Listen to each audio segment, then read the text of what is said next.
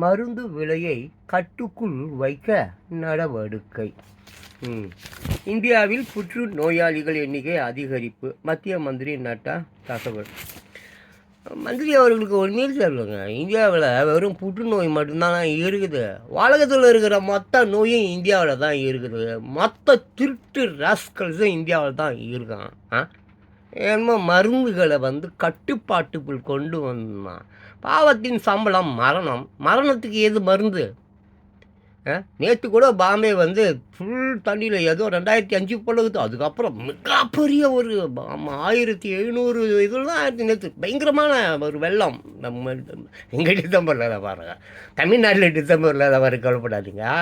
வந்ததுன்னா இந்த தடவை நல்லா சாப்பிடும். நல்லா பசி, ரொம்ப பசி. இந்த பாவம் பண்ணவர்கள் எல்லோரையும் சாப்பிட வேண்டிய பசியில் சுனாமி, பேரலைகள், நிலநடுக்கம், அப்புறம் கல்கி வேறு ரொம்ப